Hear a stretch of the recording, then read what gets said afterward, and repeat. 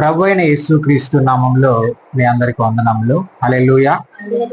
ఈరోజు ఈ ప్రపంచం అంతా కూడా యేసుక్రీస్తు పునరుద్ధాన దినమును జరుపుకుంటూ ఉన్నాము. అంటే మనం అందరం కూడా యేసుక్రీస్తు ప్రభువారు ఆయన మరణించి తిరిగి లేచాడనే విషయంను ఈరోజు జ్ఞాపకం చేసుకుంటూ ఉన్నాము. ఆయన పునరుద్ధానుడుగా ఈరోజు లేచాడనని ఈరోజు మనం ఏం చేసుకుంటున్నాం అంటే పండగగా చేసుకుంటూ ఉన్నాం.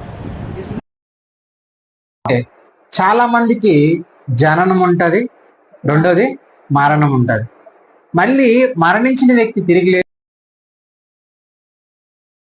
ఇంతవరకు వినలేదు. కానీ ఒకే ఒక ఆయన్ని మృత్యుంజయుడు, ఆయనే ఈ లోకంలో చూస్తే మనము ఆయన మరణంను గెలిచిన మృత్యుంజయుడిగా లేచాడు. మూడో రోజు ఆయన నజరేయుడైన యేసుక్రీస్తు ప్రభువారు. అయితే మనం ఒకసారి లేఖనాలు పరిశీలిద్దాము. లోకా సువార్త 24వ అధ్యాయము 6వ వచనం ఒకసారి మనం చదువుకుందాం. ఆయన ఇక్కడ లేడు, ఆయన లేచి ఉన్నాడు. హల్లెలూయా. ఆయన ఇక్కడ లేడు, ఆయన లేచి ఉన్నాడు. ఇక్కడ ఎవరంటే మనం చూస్తే మరియమ్మ వీళ్ళందరూ ఏం చేస్తున్నారంటే ఆ సమాధి దగ్గరికి వెళ్ళి ఆయన ఎదుగుతూ ఉన్నారు. ఆ సమాధి ఓపెన్ చేయబడి ఉన్నది. అయితే సమాధి లోపలికి వెళ్ళి చూస్తూ ఉన్నారు, సమాధి బయట నిలబడుకొని చూస్తూ ఉన్నారు. కానీ ఆయన అక్కడ లేడు. ఒకవేళ మనిషి చనిపోయిన మనిషే అనుకో, మూడో రోజు అతను లేలేదనుకో, అక్కడ ఏమై ఉంటాడు? ఆ బాడీ అనేది అక్కడే ఉంటది. ఆయన ఏమై ఉన్నాడనంటే ఆయన లేచి ఉన్నాడు, ఆయన ఇక్కడ లేడు. అయితే వీళ్ళు ఇంకొక మాట 7వ వచనం చదువు. మనుష్య కుమారుడు పాపిష్టులైన మనుషుల చేతికి అప్పగింపబడి సిలువ వేయబడి మూడో దినమందు ఆయన మీతో చెప్పిన మాట మీరు జ్ఞాపకం లేదు. వీళ్ళకి ఏమని జ్ఞాపకం లేదు? యేసయ్య ఒకసారి వాళ్ళకి చెప్పాడు. ముందే ఎప్పుడు చెప్పాడు? ఆయన చనిపోక ముందే శిష్యులకు ఒక మాట చెప్పాడు. చూడు, మత్తయి సువార్త 20వ అధ్యాయము 18-19 వచనాలు చదవండి. మత్తయి సువార్త 20వ అధ్యాయము శిష్యులకు ఆల్రెడీ ఈయన చనిపోక ముందే శిష్యులకు ఒక మాట చెప్తాడు. ఇదిగో వెళ్తున్నాము, అక్కడ మనిషి కుమారుడు ప్రధాన యాజకులను శాస్త్రులకు అక్కడ మనిషి కుమారుడు ఏమవుతాడంట? ప్రధాన యాజకులను శాస్త్రులకు ఏమవుతాడు? అప్పగింపబడతాడు. వారు ఆయనకు మరణ శిక్ష విధించి ఆయనను అపహసించుటకును కొరడాలతో కొట్టుటకును సిలువ వేయుటకును అన్యజనులకు ఆయన్ని అప్పగింతురు.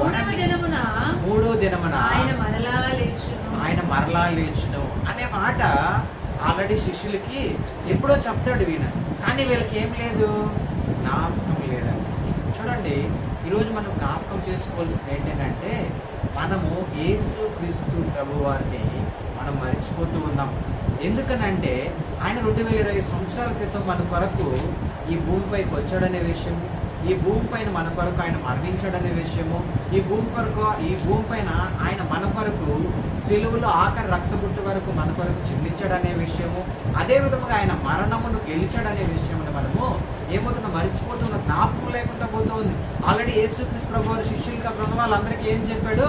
ఫలానా ప్రాంతంలో నేను వెళ్ళిపోతున్నాను, ప్రధాన యాజకులకు శాస్త్రులకు నేను అక్కడ ఉన్న జనాలందరికీ నేను అప్పగింపడుతూ ఉన్నాను, ఒకానొక దినంలో వాళ్ళు నన్ను సిలువకు అప్పచెప్తారు, అదేవిధంగా తిరిగి నేను మూడో రోజున కూడా లాస్తానని చెప్తున్నాను. అయితే మనము ఈ మాటల్ని జ్ఞాపకం చేసుకునే ముందు ఫస్ట్ యేసుక్రీస్తు ప్రభువారు ప్రతి మనిషిలో జననము మరణం ఉంటుందని చెప్పాను కదా. మనకు అదే యేసుక్రీస్తు ప్రభువారి జీవితంలో జననం ఉంది, మరణం ఉంది, ఆయన మూడో దినము తిరిగి లేయడం కూడా ఉంది. అయితే ఫస్ట్ మనం చూస్తే యేసయ్య గురించి, ఆయన ఈ భూమిపైకి వచ్చినప్పుడు చూడు, కన్యక గర్భవతి, కుమారుని కందని చెప్పి యెషయా గ్రంథము 7వ అధ్యాయం 14వ వచనంలో ఆయనకి ఎమాన్యుయేల్ అని పేరు పెట్టబడుతుందని, అదేవిధంగా యెషయా గ్రంథము 9వ అధ్యాయం 6వ వచనంలో మనకు ఒక కుమారుడు అనుగ్రహింపబడతాడు, ఆయన ఆలోచనకర్త, ఆయన భుజముల మీద ఏముంటుంది? రాజ్యభారం ఉంటుందని చెప్పి యెషయా భక్తుడు ముందే ప్రవచించాడు. అదేవిధంగా యెషయా 53లో ఉంటుంది ఏంటంటే ఆయన మరణ దినము గురించి కూడా అందులో రాసి ఉంటుంది. హల్లెలూయా. కీర్తనల 16వ అధ్యాయంలో మనం ఇప్పుడు చదువుకున్నాం కదా. చూడండి ఒకసారి చదవండి, 10వ వచనం చదవండి. కీర్తనలు 16వ అధ్యాయం 10వ వచనం.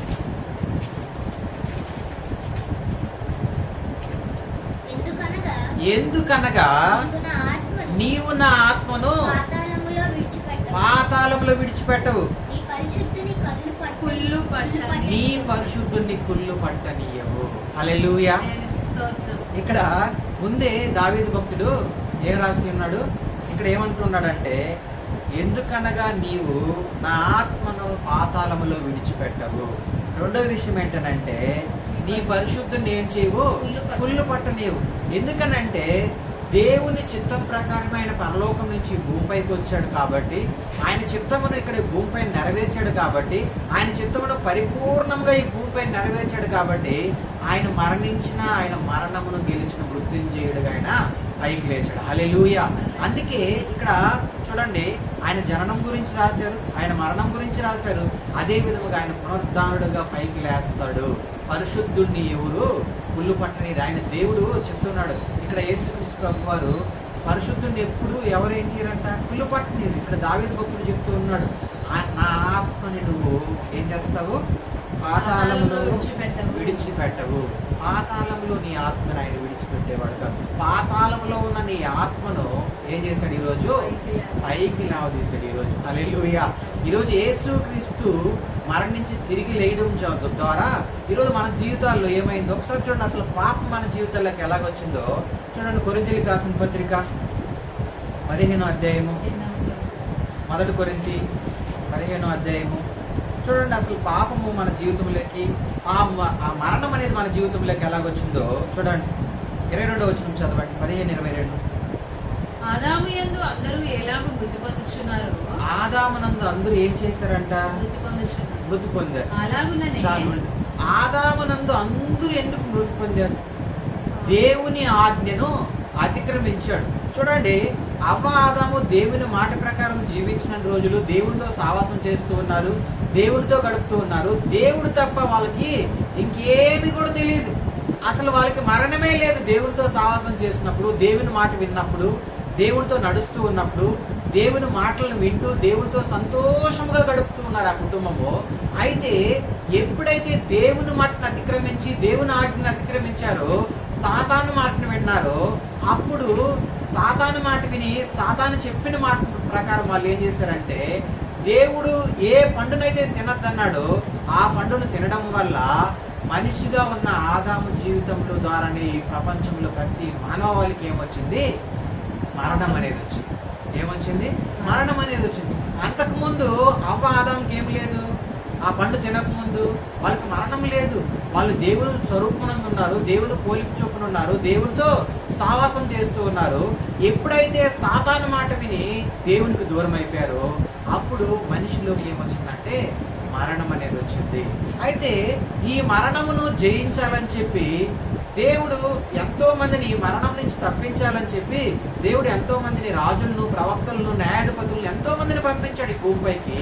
కానీ ఎవరు కూడా సరే ఆ మరణం నుంచి వాళ్ళని తప్పించలేకపోయారు.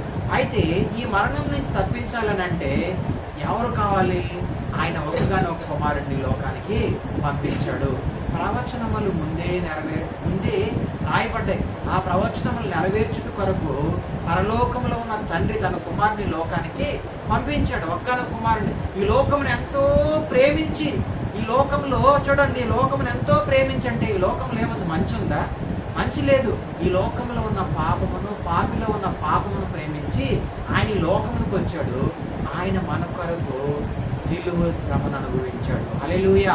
ఆయన మన కొరకు ఎన్నో ఇబ్బందులు పడ్డాడు. కానీ ఈరోజు మనకు, మన జీవితాల్లోకి ఈ వెలుగునివ్వట కొరకు ఆయన సిలువలో ఆఖరి రక్తబొట్టు వరకు చిందించి ఆయన మరణమును గెలిచిన మృత్యుంజయుడిగా ఈరోజు మనం అందరం కూడా ఈ పునరుద్ధాన దినమును స్మరించుకుంటూ ఉన్నాం, జ్ఞాపకం చేసుకుంటూ ఉన్నాం.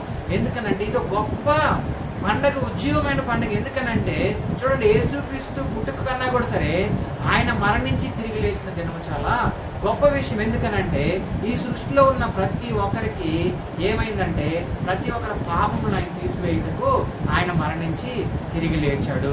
అయితే మనం జ్ఞాపకం చేసుకోవాల్సింది ఏంటంటే ఇక్కడ వీళ్ళతో ఈ శిష్యులందరితో కూడా దేవుడు ఏం చెప్పాడు? ముందే యేసుక్రీస్తు ప్రభు వారు నాకు ఫలానా దినమున ఫలానా రోజు వాళ్ళు నన్ను అప్పచెప్తారు ఫలానా ప్రాంతం నుంచి వెళ్ళినప్పుడు అని చెప్తే వీళ్ళకి ఏం లేదంట, జ్ఞాపకం లేదని అంటూ ఉన్నాడు. హల్లెలూయా. ఈరోజు దేవుడు మనకు అనేక మాటలు మనకు చెప్తూ ఉంటాడు, మనం మరిచిపోతూ ఉంటాం. మనకు విశ్వాసుల ద్వారా మాట్లాడతాడు, సేవకుల ద్వారా మాట్లాడతాడు, అనేక మాటలు. దేవుని సత్యమైన మాటలు మనకి ఏముంటుంది అని అంటే జ్ఞాపకం లేకుండా పోతూ ఉంటుంది. అనేక విషయాలు మనం జ్ఞాపకం చేసుకుంటూ ఉంటాం, కానీ సత్యమైన దాన్ని మనం మరిచిపోతూ ఉంటాం. అయితే ఇక్కడ ఒక మనిషి వల్ల ఏమొచ్చిందంటే ఆదాము వల్ల మరణం అనేది ఈ భూమిపైకి వచ్చింది. అదే మరణమును మింగివేయుటకు, అదే మరణమును తీసివేయుటకు మన జీవితాల్లో నుంచి ఎవరు వచ్చారు? చదవండి, 20 వచనం చదవండి. 15. ఇప్పుడైతే నిద్రించిన వారిలో ప్రథమ ఫలముగా క్రీస్తు మృతులలో నుండి లేపబడి ఉన్నాడు. ప్రథమ ఫలముగా ఆయన ఏమై ఉన్నాడు? లేపబడి ఉన్నాడు. ఎందుకనంటే ఈ సృష్టిలో మరణించి తిరిగి లేచిన వారు ఎవరు లేరు. కానీ మరణమును తీసుకొచ్చిన ఆదాము మొదలుకొని కూడా చూడండి, మరణమును జయించిన యేసై మాత్రమే ప్రథమ ఫలముగా ఆయన మరణించి తిరిగి లేచాడు. హల్లెలూయా. ఈ సృష్టిలో ఇంతవరకు ఎవరు కూడా మరణించి తిరిగి లేచిన వారు ఎవ్వరూ లేరు. అందుకే ఇవి చూడండి, యేసు క్రీస్తు, యేసు అంటే రక్షకుడు, క్రీస్తు అంటే అభిషిక్తుడు. యేసు క్రీస్తుగా ఎప్పుడు ఈయన పూర్తిగా ఆయన దేవుడుగా ఎప్పుడు అంటే నిర్ధారించబడిందో ఆయన మరణించి తిరిగి లేచినప్పుడు. హల్లెలూయా. అప్పుడు వరకు చూడండి, చాలా మంది ఏమనుకుంటూ ఉన్నారంటే ఈయన మనిషి ఏదో ప్రవక్త లాగనో లేకపోతే ఏలియా లాగనో ఇలాగ రకరకాలుగా ఆలోచించారు. కానీ ఎప్పుడైతే సమస్త మానవాళి ఈరోజు ప్రపంచ దేశాలన్నీ కూడా సరే యేసుక్రీస్తే నిజమైన రక్షకుడని, యేసుక్రీస్తే మరణంను జయించిన దేవుడు అని చెప్పి ఈరోజు ప్రతి ఒక్కరు తెలుసుకుని ఉన్నారు. హల్లెలూయా. అందుకే ఇక్కడ అంటున్నాడు, ఎప్పుడైతే నిద్రించిన వాళ్ళు ప్రథమ ఫలముగా ఎవరున్నారంట? క్రీస్తు, మృతుల్లో నుండి లేచిన క్రీస్తే లేపబడి ఉన్నాడు. చూడండి 20 చదువు. మనుషుని ద్వారా మరణము వచ్చెను కనుక. మనుషుని ద్వారా ఏమొచ్చింది? మరణం వచ్చింది. ఎలాగొచ్చింది? ఆ పండు తినడం వల్ల, దేవుని మాటను అతిక్రమించడం వల్ల మరణము వచ్చింది. మనుషుని ద్వారానే మృతుల పునరుత్థానమును కలిగింది. చూడండి, మనుషుని ద్వారానే. ఇప్పుడు చూడండి, దేవుడు డైరెక్ట్ గా వచ్చేలేదు, కానీ ఆయన పరలోకంలో ఉన్నాడు, వాక్యమై ఉన్నాడు. ఈ భూమిపైకి కృపాసత్య సంపూర్ణుడిగా శరీరధారిగా మన మధ్యకు ఆయన వచ్చాడు. ఆయన వచ్చి శరీరమును ధరించుకొని ఆయన ఏం చేశాడు? మృత్యుమును జయించాడు. పునరుద్ధానుడుగా ఆయన తిరిగి లేచాడు. ఎందుకంటే ఈరోజు మనం జ్ఞాపకం చేసుకోవాల్సింది ఏంటంటే ఈ పాపము, మనిషిలో ఉన్న పాపము తీయుటకు మనిషి వల్ల అవ్వలేదు. హల్లెలూయా. చాలా మంది చాలా రకాలుగా చూడండి, వాళ్ళు పాపం చేశారు, కానీ పాప పరిహార బలి, సమాధాన బలి, ఇలాగ బలులు అర్పించేవారు సంవత్సరానికి ఒకసారి యెరూషలేముకి వెళ్ళి. అయినా పాపం అనేది పోలేదు. కానీ ఈరోజు ఆ పాపమును తీసివేయటకి పరిశుద్ధుడైన యేసుక్రీస్తు ప్రభువారి భూమిపైకి వచ్చి ఆయన మరణించి తిరిగి లేచి ఉన్నాడు. హల్లెలూయా. మృత్యుంజయుడుగా ఆయన మరణించి తిరిగి లేచి ఉన్నాడు. పాపమును జయించిన వాడు, పాపమును పాపిలో నుంచి తీసివేసిన వాడు ఎవరైనా ఉన్నారంటే నజరేయుడైన యేసుక్రీస్తు ప్రభువారు ఒక్కరే. హల్లెలూయా. ఇక్కడ చూడండి, ఇంకొక మాట మనం జ్ఞాపకం చేసుకుంటే ఇక్కడ చూడండి 23 చదువు. ప్రతి వాడును తన తన వరుసలోనే బ్రతికింపబడును. ప్రథమ ఫలము క్రీస్తు. చాలు. ప్రథమ ఫలం ఏమై ఉన్నాడు? క్రీస్తు. ప్రథమ ఫలం ఎవరు? యేసుక్రీస్తు ప్రభువారు. ఈరోజు ప్రథమ ఫలముగా ఆయన ఉన్నారు. ఆయన అందరికంటే ముందు ఆయన మరణించి తిరిగి లేచి ఉన్నాడు. ఈరోజు ఒకానొక దినమును కూడా నువ్వు ఈ జీవితము, ఒకవేళ ఈ జీవిత ప్రయాణము నీకు, ఈ యాత్ర నీకు కొనసాగించిపోయినా, ఈ శరీరం మృతతుల్యం అయిపోయినా, ఒకానొక దినమున ఆయన రాబో దినము నువ్వు ఎక్కడ చేరగలుగుతావు? ఆయనతో కూడా సదాకాలం నువ్వు పరదేశంలో ఉంటావు. హల్లెలూయా. సదాకాలం ఆయనతో కూడా నువ్వు సావాసం చేయబోతూ ఉన్నావు. అయితే నువ్వు జ్ఞాపకం చేసుకోవాల్సింది ఏంటంటే ఆయన ఈ లోకంలో చూడండి, సిలువలో ఆయన ఏం చేయించాడు తెలుసా? పాపమును జయించాడు, సాతాను తలను చెత్తకొట్టాడు. అదేవిధంగా మృత్యువును జయించిన మృత్యుంజయుడు ఆయన. హల్లెలూయా. మరణమును గెలిచాడు ఆయన. మరణం పైన విజయమును గెలిచాడు ఆయన. ఈ భూమి పైన మనం జ్ఞాపకం చేసుకుంటే ఈ సృష్టిలో ఇంతవరకు ఎవరు చేయలేనంత గొప్ప కార్యము నజరేయుడైన యేసుక్రీస్తు ప్రభు వారు చేశారు. ఒక మాట మనం జ్ఞాపకం చేసుకుందాము. చూడండి, మొదటి కొరింథీయులకు రాసిన పత్రిక 15వ అధ్యాయమే 1, 2, 3 వచనం మనం చదువు. మరియు సహోదరులారా, నేను మీకు ప్రకటించిన సువార్తను మీకు తెలియజేయుచున్నాను, తెలియపరచుచున్నాను. ప్రకటించిన సువార్తను మీకు తెలియపరచున్నాను. మీరు దానిని అంగీకరించితిరి, దాని యందే నిలిచి ఉన్నారు. మీ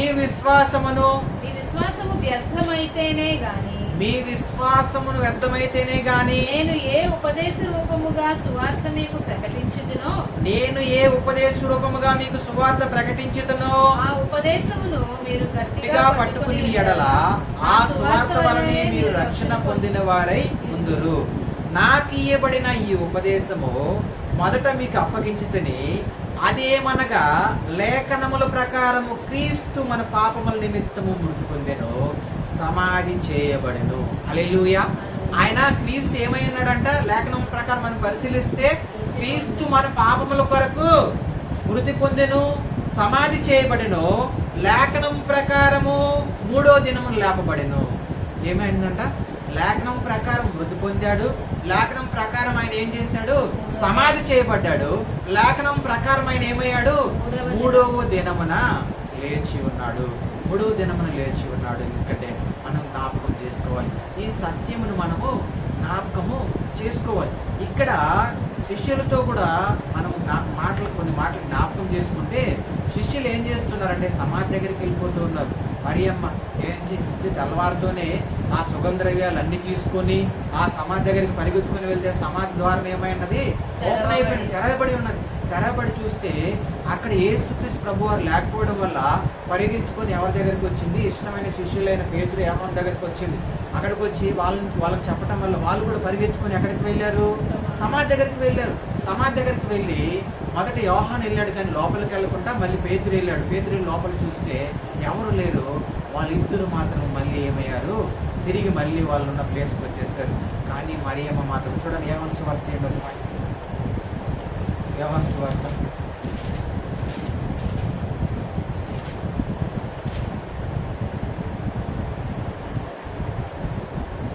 16వ వచనం. యేసు ఆమెను చూచి మరియా అని పిలిచెను. ఆమె ఆయన వైపు తిరిగి ఆయనను హెబ్రీ భాషలో రబ్బీ అని పిలిచెను. రబ్బూని అని పిలిచెను. ఆ మాటకు బోధకుడని అర్థము. యేసు ఆమెతో, నేను ఇంకనూ తండ్రి యొద్దకు ఎక్కిపోలేదు కనుక నన్ను ముద్దు పెట్టుకొనవద్దు. అయితే నా సహోదరుల యొద్దకు వెళ్ళి నా తండ్రియు నా తల్లి మీ తండ్రియు నా దేవుడును మీ దేవుడునైనా వాని యొద్దకి ఎక్కిపోవచ్చున్నానని వారితో చెప్పమనెను. చాలు. ఇక్కడ చూడండి, వీళ్ళిద్దరూ శిష్యులే, కానీ వచ్చారు, వెళ్ళారు, చూసి వెళ్ళిపోయారు. కానీ ఈ మగ్దలేని మరియా మాత్రము యేసుక్రీస్తు ప్రభు వారిని చూసే వరకు, యేసుక్రీస్తు ప్రభు వారిని తెలుసుకునే వరకు ఆ సమాధి దగ్గర నుంచి ఆవిడ బయట రాలేదు. 5 వచనాలు ఉంటాయి, చదవండి. 12. అయితే మరియా సమాధి బయట నిలిచి ఏడ్చుచుండెను. ఆమె ఏడ్చుచు సమాధిలో వంగి చూడగా తెల్లని వస్త్రములు ధరించిన ఇద్దరు దేవదూతలు యేసు దేహము ఉంచబడిన స్థలములో తలవైపున ఒకడును కాళ్ళ వైపున ఒకడును కూర్చుండుట కనబడి వారు ఎందుకు ఏడ్చుచున్నావని అడగగా ఆమె నా ప్రభువును ఎవరో ఎత్తుకొని పోయిరి. ఆయనను ఎక్కడ ఉంచురో నాకు తెలియలేదని చెప్పి ఆమె ఈ మాట చెప్పి వెనక తట్టు తిరిగి యేసు నిలిచి ఉండుట చూచెను గాని ఆయన యేసు అని గుర్తుపట్టలేదు. యేసు అమ్మా ఎందుకు ఏడ్చుచున్నావు? ఎవరిని వెతుకుచున్నావు? ఆమెను అడుగగా ఆమె ఆయన తోటమాలి అనుకుని అయ్యా నీవు ఆయనను మోసుకొని పోయిన ఎడల మోసుకొని పోయిన ఎడల నాకు చెప్పు, ఆయనని ఎక్కడ ఉంచుతురో ఎక్కడ ఉంచుతురో నాకు చెప్పు అని నేను చెప్పి ఆయనని ఎత్తుకుని పోదునని చెప్పాను. ఆయన్ని ఎత్తుకొని పోవద్దునని చెప్పాను. హల్లెలూయా. ఇక్కడ మనం చూస్తే జ్ఞాపకం చేసుకుంటే యేసుక్రీస్తు ప్రభువారి శిష్యులేమో వచ్చారు, చూసి వెళ్ళిపోయారు. ఎందుకంటే వాళ్ళ ఒక భయం మళ్ళీ ఇక్కడికి వచ్చింది. మనం చూస్తే మళ్ళీ ఈ ఫరో సైన్యం ఏం చేస్తుంది, రోమా సైన్యము నన్ను మమ్మల్ని ఏదో ఒకటి చేస్తుందని చెప్పి వాళ్ళు వచ్చి వెళ్ళిపోయారు. కానీ ఈ భక్తురాలు మాత్రము యేసుక్రీస్తు ప్రభువారిని దర్శించుకునే వరకు నేను ఎక్కడే ఉంటానో, నేను ఇక్కడి నుంచి రానని చెప్పి ఆయన వైపే, ఆయన కొరకే ఎదురు చూస్తుండేవారు. ఈరోజు మనము అలాంటి ఆశని కలిగి ఉండాలి. హల్లెలూయా. అలాంటి ఆశని మనం కలిగి ఉండాలి. పునరుత్థానుడైన యేసుక్రీస్తు ప్రభువారిని దర్శించుకునే వరకు ఆమె అక్కడి నుంచి కదలలేదు. ఆమె అక్కడి నుంచి ఆయన్ని చూసిన తర్వాతే అక్కడి నుంచి ఆమె ప్రయాణం కొనసాగించింది. ఈరోజు మనం జ్ఞాపకం చేసుకోవాలి, వీళ్ళు యేసుక్రీస్తు ప్రభువారు ముందే వీళ్ళకి ఏం చేశారు, ఆల్రెడీ చెప్పారన్నమాట, నన్ను ఫలానా వాళ్ళకి నేను అప్పగింపబడతాను, నేను మరణించి తిరిగి లేస్తాను. కానీ వీళ్ళకి ఏం లేదు, జ్ఞాపకం లేదు, గ్రహింపు లేదు. మొదటేమో జ్ఞానము, జ్ఞాపకం లేదు, ప్రత్యక్షత లేదు. రెండోదేమో గ్రహింపు లేదు. మూడో విషయం ఏంటంటే వాళ్ళు తర్వాత దేవుడు అనేది వాళ్ళ శిష్యులకు కనబడినప్పుడు వాళ్ళు ఏం చేశారు, అప్పుడు కూడా వాళ్ళలో ఏం లేదు, నమ్మకం లేదు. వాళ్ళు ఏం లేదు, నమ్మకం లేదు. కానీ మరియమ్మ మాత్రము యేసుక్రీస్తు ప్రభువారిని దర్శించుకుంది, ఆయన ప్రేమను పొందుకుంది. మొట్టమొదట యేసుక్రీస్తు ప్రభువారిని మరణించి తిరిగి లేచిన తర్వాత చూసిన వ్యక్తి ఎవరైనా ఉన్నారంటే మరియమ్మ. తర్వాత చూడండి, వారి ఎంఐఎం మార్గంలో వెళ్తున్న ఇద్దరు వ్యక్తులకి యేసుక్రీస్తు ప్రభువారు కనిపిస్తారు. అయితే మనము ఇవన్నీ జ్ఞాపకం చేసుకుంటున్నాం. కానీ ఈ పునరుద్ధానము నీ జీవితంలో జరగాలి అని అంటే, ఈ పునరుద్ధానము నీ జీవితంలో ఉండాలి అని అంటే, నువ్వు ఈ మరణమును నువ్వు జయించాలని అంటే ఏ నిజమైన రక్షకుడైన యేసుక్రీస్తు ప్రభువారిని నువ్వు తెలుసుకోవాలి. చూడండి, యోహాను సువార్త 11:20 చదవండి. 11:20 త్వరగా. అందుకు యేసు పునరుత్థానమును జీవమును నేనే, నా యందు విశ్వాసముంచువాడు చనిపోయినను బ్రతుకును, బ్రతికి నా యందు విశ్వాసముంచు ప్రతివాడి అన్నటికీ చనిపోడు. ఈ మాట నమ్ముచున్నావని చెప్పి ఆమెను అడిగినట్టు ఉన్నాడు. చూడండి, ఇక్కడ మనం జ్ఞాపకం చేసుకోవాల్సింది ఏంటంటే, మనకు ఇంతవరకు చూడండి, మనము జననము మరణమే తెలుసు. కానీ నీవు ఈ లోకంలో నుంచి ఒకవేళ మరణించిన నీవు ఈ లోకంలో నుంచి నువ్వు మరణించిన నీ ఆత్మ దేవుని దగ్గరికి చేరాలనంటే, నీకు మరణమే లేకుండా ఉండాలనంటే నజరేయుడైన యేసుక్రీస్తు ప్రభువారు తెలుసుకోవాలి. ఆయన నువ్వు తెలుసుకోవాలనంటే ఆయన మాట నువ్వు వినాలి, ఆయన యందు నువ్వు విశ్వాసం ఉంచాలి. ఆయన యందు విశ్వాసం ఉంచితే ఖచ్చితంగా ఇక్కడ అంటూ ఉన్నాడు కదా, ఏమనంటే అందుకే యేసు పునరుత్థానమును జీవమును నేనే, నా యందు నువ్వు విశ్వాసం ఉంచితే మరణించినా కూడా నువ్వు బ్రతుకుతావు. అసలు మరణమే లేదని అంటూ ఉన్నాడు. ఒకవేళ ఈ జీవితం ఇప్పుడు చూడండి, మనల్ని ఎలాగ మట్టితో చేశాడు, ఆయన నరుని నాసికారంధ్రాల జీవవాయువుకు నరుడు జీవాత్మయ్యాడు. ఈ మట్టి ఒకనొక దినమున ఈ శరీరం ఎక్కడ కలిసిపోతుంది, మట్టిలో కలిసిపోతుంది. కానీ ఆయన ఇచ్చిన ఆత్మ మాత్రము దేవుని దగ్గరికి చేరుతుంది. అందుకే ఇక్కడ అంటూ ఉన్నాడు ఏమనంటే, పునరుద్ధానమును జీవమును నేనే, నా యందు విశ్వాసం ఉంచువాడు ఏమవుతాడు, చనిపోయినను బ్రతుకునని చెప్తూ ఉన్నాడు. చనిపోయినను బ్రతుకునని చెప్తున్నాడు. అయితే మనం జ్ఞాపకం చేసుకోవాలి, ఈరోజు పునరుద్ధానుడైన యేసుక్రీస్తు ప్రభువారిని నువ్వు తెలుసుకోవాలి. ఇప్పుడు వారికి నువ్వు తెలుసుకోలేదేమో, అయితే ఈరోజు దేవుడితో మాట్లాడుతున్నాడు. ఆయన యందు నువ్వు విశ్వాసం ఉంచితే, ఆయన యందు నువ్వు నమ్మకం ఉంచితే, ఆయన యందు నువ్వు నమ్మకం ఉంచితే నువ్వు నిత్య జీవమును నువ్వు పొందుకోగలుగుతావు. ఆయన యందు నువ్వు విశ్వాసం ఉంచితే నీకు అసలు మరణమే లేదు. నువ్వు ఒకనొక దినమున నజరేయుడైన యేసుక్రీస్తు ప్రభువారిని నువ్వేం చేయబోతూ ఉన్నావు, చూడబోతూ ఉన్నావు. ఎందుకనంటే పునరుద్ధానుడైన యేసుని నువ్వు తెలుసుకోవాలి. ఆయన నువ్వు తెలుసుకుంటే నీకు మరణం అనేది లేదు. అందుకే అంటూ ఉన్నాడు, ఇక్కడ ఏమంటూ ఉన్నాడంటే, చూడండి, నా యందు విశ్వాసం ఉంచేవాడు, విశ్వాసం ఉంచాలి, నమ్మకం అనేది ఉండాలి. దేవుడు అంటే నమ్మకం అనేది ఉండాలి. ఆయన యందు నువ్వు విశ్వాసం ఉంచి చనిపోయినను బ్రతుకునని చెప్పి లేఖనాలు చెప్తూ ఉన్నాయి. చూడండి ఒకసారి 1 Peter 1:3 చూడండి.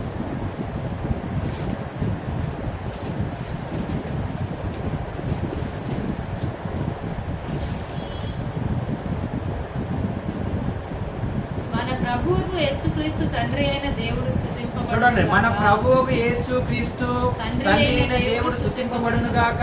మృతులలో మృతుల్లో నుండి యేసు క్రీస్తు తిరిగి లేచుట వలన జీవముతో కూడిన నిరీక్షణ మనకు కలుగునట్టు. చూడండి, జీవముతో కూడిన నిరీక్షణ ఎప్పుడు మనకు కలిగింది? మృతుల్లో నుండి యేసుక్రీస్తు ప్రభు వారు తిరిగి లేయటం వలన జీవముతో కూడిన నిరీక్షణ మనకు కలిగినట్లు, అనగా అక్షయమైనదియు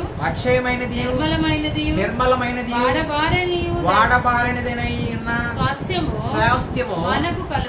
మనకు కలిగినట్లు ఆయన తన విశేష కనికరము చొప్పున మనలను మరలా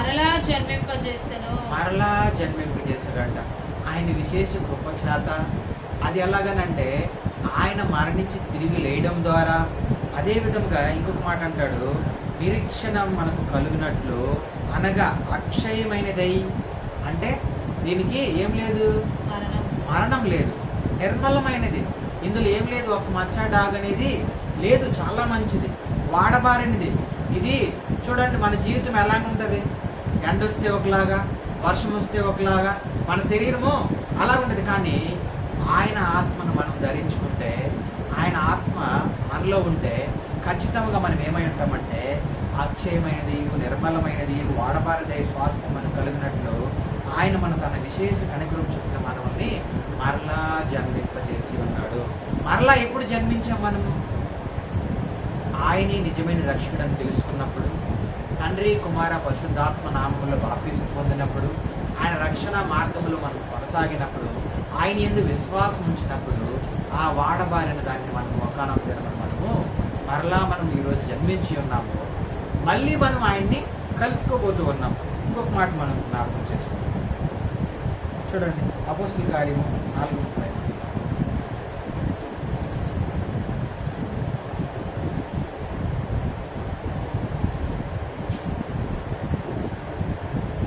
రోగులను 4:33. ఇదియుగాక అపోస్తలులు బహు బలముగా ప్రభువైన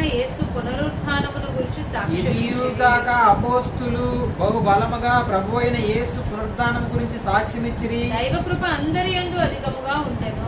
దైవకృప అందరి ఎడల అధికముగా ఉండను. ఈరోజు యేసుక్రీస్తు ప్రభువారిని చూడండి, యేసుక్రీస్తు ప్రభువారు శిష్యులు కనబడిన తర్వాత ఏం చెప్తాడనంటే 28వ అధ్యాయం ఒకసారి మళ్ళీ ఇక్కడ మత్తయి సువార్త 28.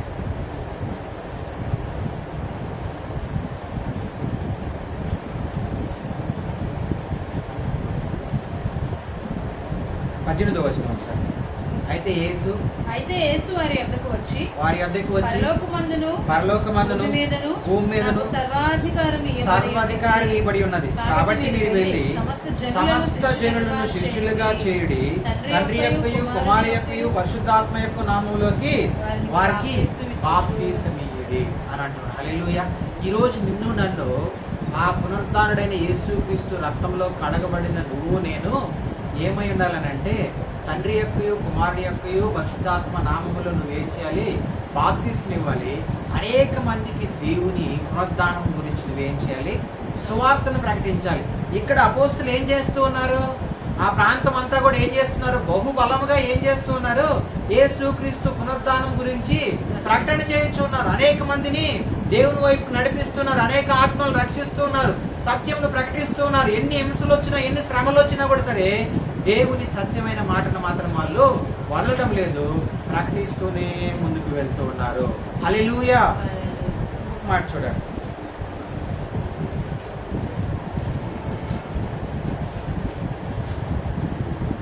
లూకాసు వార్త 24, రోమీయులకు రాసిన పత్రిక 6వ అధ్యాయం 8-9 వచనం. రోమీయులకు రాసిన పత్రిక 6వ అధ్యాయం 8-9 వచనం. మనము క్రీస్తుతో కూడా చనిపోయిన ఎడల మృతులలో నుండి లేచిన మృతుల్లో నుండి లేచిన క్రీస్తు ఇకను చనిపోడనియు మరణమునకు ఇకను ఆయన మీద ప్రభుత్వము లేదనియు మరణమునకు ఆయన మీదకి ప్రభుత్వము లేదనియు ఎరిగి ఆయనతో కూడా జీవించుదుమని నమ్ముచున్నాము. యాలయనగా ఆయన చనిపోవడం చూడగా పాపం విషయమై ఒక మారే చనిపోయిన కానీ చూడగా దేవుని విషయమై జీవించుచున్నాడు. హల్లెలూయా. పాపం విషయం ఎన్నిసార్లు చనిపోయాడు ఆయన? ఒక విషయమే ఒకసారి చనిపోయాడు. చూడండి, ఒకసారి ఆయన జననము, ఒకసారి ఆయన మరణము, ఒకసారి ఆయన తిరిగి లేచాడు. పాపం విషయం ఒకసారి ఆయన మరణించాడు. కాబట్టి ఇక్కడ అంటున్నాడు, చూడగా పాపం విషయం ఒకేసారి ఆయన మరణించాడు. అదే విధంగా ఆయన ఒకేసారి పునరుద్ధానుడుగా మనకు ఈరోజు ఆయన తిరిగి లేచాడు. ఈరోజు తండ్రి గుడి పార్శ్వంలో పరిశుద్ధుడని 1000 దూతలతో స్తుతిగానాలు చేయించబడుతున్నాడు. ఈరోజు నిన్ను నన్ను ఆయన ఎందుకు ఎంచుకున్నాడు అంటే, ఆయన సువార్తను పునరుద్ధానుడుగా యేసుక్రీస్తు వారు తిరిగి లేచి ఉన్నాడు. ఆయన మరణమును జయించి ఉన్నాడు. ఆయన మృత్యుంజయుడు. ఆయన మరణం అనే ముళ్ళును విరిచివేశాడు. ఆయన పాపమును ఆయన ఏం చేశాడు? మింగివేశాడు, కాల్చివేశాడు అని చెప్పి అనే సత్యమును నేను ప్రకటించిన కొరకే దేవుడు నిన్ను నన్ను ఈరోజు ఏర్పాటు చేసుకుని ఉన్నాడు. హల్లెలూయా. ఇంకొక మాట ఒకసారి మనం చదువుతున్నాము, చూడండి ఒకసారి.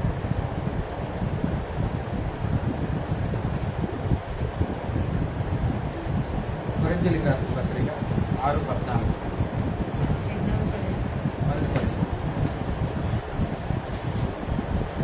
దేవుడు ప్రభువును లేపెను, మనలను కూడా తన శక్తి వలన లేపును. మనమలను కూడా ఆయన శక్తి వలన లేపుతాడు. ఎప్పుడు? చూడండి, ప్రభువుని ఆల్రెడీ మరణం నుంచి పైకి లేచాడు. ఆల్రెడీ మనకు ఒక మరణం అయింది, మనం సమాధి చేయబడ్డాం. అందులో నుంచి ఆ పాపం అనే సమాధి నుంచి మనల్ని ఈరోజు బయటికి తీసుకొచ్చాడు.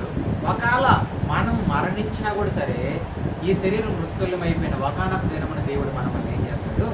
పైకి లేపుతాడు. ఎందుకంటే తండ్రి తన కుమారుని ఎలా లేపాడో నిన్ను నన్ను కూడా అలాగే పైకి తీసుకొస్తాడు. ఆయనతో కూడా ఒకనొక దినమున మనము జీవించబోతూ ఉన్నాం. కాబట్టి ఈ భూమి పైన ఉన్న రోజులు మనం చేయవలసింది ఏంటంటే, తండ్రి కుమార పరిశుద్ధాత్మ నామములో స్వార్థను ప్రకటిస్తూ అనేకులు రక్షిస్తూ దైవికమైన మార్గంలో మనం ఏం చేయాలందరినీ నడిపించాలన్నదే దేవుని ఉద్దేశము. అయితే మనము లాస్ట్ మళ్ళీ ఒకసారి మనం ఫస్ట్ ఎక్కడికి వచ్చాము ఒకసారి లోకా సువార్త 24:6 ఆయన ఇక్కడ లేడు, ఆయన లేచి ఉన్నాడు. హల్లెలూయా. ఆయన ఎక్కడ లేడు? సమాధిలో లేడు. ఆయన ఎక్కడ ఉన్నాడు?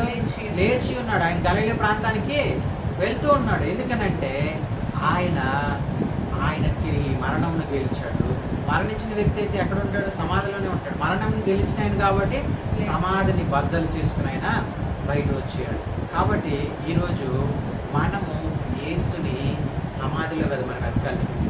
హల్లెలూయా. ఆయన పరలోకంలో ఉన్నాడు. పరిశుద్ధుడు పరిశుద్ధుడని 1000 దూతలతో పొగడబడుతూ ఉన్నాడు. ఆకాశం వైపు చూడు, ఆయన వైపు చూడు, ఆయన వైపు చూడు. అక్కడ మరియమ్మ ఏం చేస్తుంది? యేసుని చూసే వరకు అక్కడి నుంచి ఆమె వెళ్ళలేదు. నువ్వు ఈరోజు యేసుని చూడు, యేసు వైపు చూడు. పునరుద్ధానుడైన యేసుని వైపు నువ్వు చూడాలి. ఆయన్ను జ్ఞాపకం చేసుకోవాలి. ఆయన యందు ప్రత్యక్షత కలిగి ఉండాలి. ఆయన మాటలను గ్రహించాలి. ఆయన ప్రకారం నువ్వు జీవించాలి. ఆయన్ను జ్ఞాపకం చేసుకుంటూనే ఉండాలి. ఆయన మాటలు నువ్వు జీవించాలని అంటే ఆయన మాటలు నీలో ఉండాలి. నువ్వు ఈ భూమి పైన నీ ప్రయాణం కొనసాగించాలి అని అంటే ఖచ్చితంగా ఆయన మాటలు నీలో ఉండాలి. ఆయన వచ్చినప్పుడు నువ్వు నమ్మకమైన దాసురాలుగా ఉండాలి. ఎంతపడాలని అంటే ఆయన వచ్చే వరకు నీకు ఇచ్చిన రక్షణ భాగ్యములను కొనసాగించుకుంటూ